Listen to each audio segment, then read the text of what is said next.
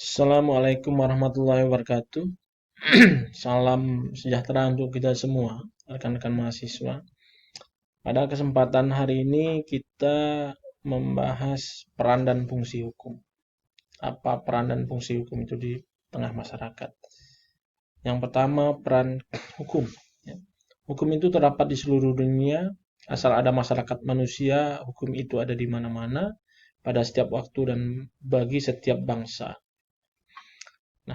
Van Apeldoorn juga menuliskan bahwa Recht is over the gehele wereld overal waar en samenleving van mensen is, ya, yang artinya hukum itu terdapat di seluruh dunia, asal ada masyarakat manusianya, ya. Berbeda dengan Sanusi dalam hukumnya menyebutkan bahwa berbeda dengan hukum alam, maka hukum yang ada di mana-mana itu tidaklah sama. Ia justru berbeda-beda karena adanya perbedaan bahan seperti manusianya, alamnya, ya, tradisinya, dan akal budinya. Lain lagi menurut Mazhab Pansapikni bahwa hukum suatu bangsa pada suatu masa tidak dapat dipisahkan dari faktor agama, susila, adat istiadat, ekonomi, dan lain-lain kebudayaan. Nah, menurut Suroyo Wijdodipuro bahwa di dalam masyarakat purba juga pun, ya, sudah ada peraturan-peraturan hidup yang sederhana yang dijunjung dan dihormati oleh para anggotanya. Hal ini seperti yang ada dalam cerita-cerita kuno bahwa sudah ada aturan-aturan yang diterapkan. Ya. Nah, peranan hukum itu tidak terhingga ragamnya dan banyak contohnya dalam kehidupan sehari-hari, misalkan dalam kehidupan keluarga, ya, seorang laki-laki dan perempuan hidup bersama, terikat dalam sebuah perikatan perkawinan, misalkan. Ya. Terus kemudian ada orang yang mencatat tentang kelahiran, perceraian, dan kematian. Terus kemudian ada orang tua yang merawat anak yang belum dewasa dalam keadaan dungu, sakit otak, dan buta, misalkan. Ya. Kemudian dalam pekerjaan, misalkan orang bekerja dalam suatu instansi, menandatangani perjanjian, terus kemudian seorang pimpinan perusahaan membuat aturan perusahaannya, majikan membayar upah buruhnya, misalnya seorang sarjana yang bekerja pada pemerintah maupun perusahaan itu, misalkan permintaan bantuan seorang penuntut umum kepada dokter atau ahli, misalkan itu juga peranan hukum, ya, dalam hubungan pekerjaan. Nah, dalam menjalankan pekerjaan atau profesi, misalkan laksanakan pekerjaan orang itu terikat pada peraturan kepegawaian, dokter juga menyimpan rahasia kedokteran, gitu, dan sebagainya, ya. Nah, yang berikutnya adalah hubungan dengan hak. Seorang pemilik tanah akan menuntut ganti rugi kepada pihak yang menggusur atau menguasai tanahnya. Misalkan seorang buruh akan menuntut pesangon atas PHK tanpa kesalahan, ya. Dan dalam perkembangan masyarakat, misalkan, ya, dalam hubungan dengan orang lain, seseorang harus mengetahui kedudukannya, hak dan kewajibannya sebagai anggota masyarakat. Ia wajib mengetahui perbuatan mana yang benar, ya, oleh undang-undang, ya, dan perbuatan mana yang merupakan perbuatan melawan hukum. Harus dipahami betul, ya. Terus kemudian dalam hubungan dengan ilmu lainnya, ilmu hukum mempunyai kaitan dengan ilmu sosial lainnya, ilmu eksakta, dan ilmu budaya. Ilmu ini membutuhkan ilmu hukum untuk membatasi dampak, ya, perkembangan kemajuan teknologi dan kebudayaan masyarakat. Jadi ilmu hukum dalam kapasitas ini adalah untuk membatasi dampak, ya. Nah, dalam mempelajari hukum, untuk mempelajari hukum perdata, hukum dagang, dan lain sebagainya, harus memahami, menguasai dasar ilmu hukum yang bersifat umum. Ya. Hal umum biasanya dapat dilihat misalkan interpretasi atau penafsiran hukum, pengertian tentang subjek dan objek serta badan hukum, sumber hukum seperti undang-undang, kebiasaan, traktat, dan sebagainya. Terus kemudian pembagian hukum, bagian-bagian ilmu hukum, hierarki dan tingkat perundang-undangan di Indonesia. Nah, dalam penggunaan istilah hukum di bidang ilmu eksakta, ya, sosial atau budaya adalah berlainan. Hukum dalam ilmu eksakta, ilmu alam dan fisika sifatnya konstan dan tidak berubah, Sedangkan pengertian hukum di bidang ilmu hukum selalu berubah-berubah, ya, mengikuti perkembangan masyarakat dalam sosial kehidupan budayanya, gitu ya. Terus kemudian ini fungsi hukum yang pertama adalah sebagai alat pengatur tata tertib hubungan masyarakat. Pengatur tata tertib hubungan masyarakat. Karena di dalam hukum itu ada aturan, ya, ada pasal-pasal, ada ketentuan-ketentuan yang harus ditaati masyarakat. Apabila kemudian ini dilaksanakan, maka masyarakat itu menjadi teratur dan tertib. Terus kemudian yang kedua, hukum itu sebagai sarana untuk mewujudkan keadilan sosial lahir dan batin. Hukum mempunyai ciri memerintah dan melarang. Terus kemudian hukum mempunyai sifat memaksa. Hukum juga mempunyai daya yang mengikat fisik dan psikologis. Oleh karenanya, hukum memiliki 3 ciri di atas, maka hukum dapat memberikan keadilan, dapat menentukan siapa yang bersalah dan siapa yang tidak bersalah. Yang ketiga, ya, fungsi hukum itu sebagai sarana penggerak pembangunan. Dalam hal ini adalah daya mengikat dan memaksa dari hukum dapat digunakan untuk menggerakkan pembangunan.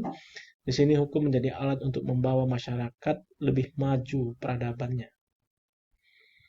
Nah, fungsi kritis, ya. Sebagai fungsi kritis, menurut Dr. Sujono Jijosisworo dalam bukunya, dewasa ini memang sedang berkembang suatu pandangan bahwa hukum mempunyai fungsi kritis, ya, yaitu daya kerja hukum tidak semata-mata melakukan pengawasan pada aparatur pengawasan, pada aparatur pemerintahan, melainkan aparatur penegak hukum termasuk di dalamnya. Jadi fungsi kritis bukan hanya kemudian pengawasan aparatur pemerintah, tapi penegak hukumnya juga kemudian diawasi. Ya. Nah, menurut Lauren M. Bridgman dalam bukunya Law and Society and Introduction, ya, fungsi hukum itu adalah yang pertama adalah fungsi pengawasan atau pengendalian sosial, social control, terus kemudian penyelesaian sengketa, dispute settlement, dan rekayasa sosial atau yang kita kenal dengan social engineering. Nah, Theo Hachberg juga menyatakan bahwa fungsi hukum itu adalah untuk memelihara kepentingan umum dalam masyarakat, menjaga hak-hak manusia, mewujudkan keadilan dalam hidup bersama. Lalu bayangkan kalau kemudian tidak ada hukum, apa yang akan terjadi dengan manusia di muka bumi ini? Semuanya carut-marut, gitu ya. Itu hak saya dikuasai orang lain dengan itu, terus kemudian pokoknya tidak bisa, gitu ya. Tidak bisa, tidak ada hukum di tengah masyarakat itu. Jika tidak ada hukum, maka kemudian masyarakat itu tidak akan pernah tertib. Ya, masyarakat hidup dalam kesewenang-wenangan dan keinginan sendiri, gitu ya. Sehingga hukum ini membatasi ruang gerak alam berpikir dan perilaku manusia, sehingga hukum ini benar-benar dapat dirasakan keberadaannya. Terus kemudian Joseph Ras melihat fungsi hukum sebagai fungsi sosial yang dibedakan ke dalam satu fungsi langsung dan fungsi tidak langsung. Nah, selain itu, cara pandang yang digunakan Ras juga dapat membedakan fungsi hukum dengan pembedaan sebagai berikut. Yang pertama adalah fungsi hukum sebagai a tool of social control. Fungsi hukum di sini sebagai alat pengendalian sosial dapat diterangkan sebagai fungsi hukum menetapkan tingkah laku mana yang dianggap merupakan penyimpangan terhadap aturan hukum dan apa sanksi atau tindakan yang dilakukan oleh hukum jika terjadi penyimpangan tersebut. Ya. Nah, menurut Ahmad Ali, hukum sebagai pengendalian sosial itu dapat diartikan sebagai yang pertama adalah fungsi hukum sebagai alat pengendalian sosial tidaklah sendirian di dalam masyarakat, melainkan menjalankan fungsi itu bersama-sama dengan peranata sosial lainnya yang juga melakukan fungsi pengendalian sosial. Yang kedua, fungsi hukum itu sebagai alat pengendalian sosial merupakan fungsi pasif. Ya. Di sini artinya hukum menyesuaikan diri dengan kenyataan masyarakat. Yang berikutnya adalah fungsi hukum sebagai alat pengendalian sosial dapat dijalankan oleh suatu kekuasaan terpusat, ya, yang dewasa ini berwujud kekuasaan negara yang dilaksanakan oleh the ruling class tertentu atau suatu elit. Ya. Hukum biasanya berwujud hukum tertulis atau perundang-undangan. Yang berikutnya adalah fungsi hukum sebagai alat pengendalian sosial dapat juga dijalankan sendiri dari bawah oleh masyarakat itu sendiri. Ya, hukumnya biasanya terwujud tidak tertulis atau hukum kebiasaan. Terlaksananya atau tidak terlaksananya fungsi hukum itu sebagai alat pengendalian sosial ditentukan oleh dua hal. Yang pertama adalah faktor aturan hukumnya sendiri. Yang kedua adalah faktor pelaksana orang, ya, pelaksana hukumnya. Nah, yang kedua, fungsi hukum sebagai a tool of social engineering. Ya, konsep hukum sebagai a tool of social engineering ini selama ini dianggap sebagai suatu konsep yang netral yang dicetuskan oleh Reskupon. Ya, konsep ini biasa diperhadapkan dengan konsep hukum lain, ya, diantaranya adalah ajaran atau aliran historis dari Friedrich Karl von Savigny misalkan. Ya, aliran historisnya Savigny berpendapat bahwa hukum merupakan ekspresi dari kesadaran hukum dari polgeist, dari jiwa rakyat, gitu ya. Nah, hukum pada awalnya lahir dari kebiasaan dan kesadaran hukum masyarakat, kemudian putusan hakim, tetapi bagaimana juga diciptakan oleh kekuatan-kekuatan dari dalam yang bekerja secara diam-diam dan tidak oleh kemauan sendiri, legislatif. Nah, syarat agar fungsi itu dapat terlaksana, ya, bagi penegak hukum dapat dituntut kemampuannya untuk melaksanakan dan menerapkan hukum dengan baik, ya, dengan seni yang dimiliki masing-masing. Misalkan menafsirkan hukum sesuai dengan keadilan dan posisi masing-masing. Bila perlu diadakan penafsiran analogis, penghalusan hukum, memberikan ungkapan a contrario menurut pengingkaran adalah suatu cara menafsirkan undang-undang yang didasarkan pada perlawanan, pengertian antara soal yang dihadapi dan soal yang diatur dalam suatu pasal peraturan perundang-undangan, gitu ya. Nah,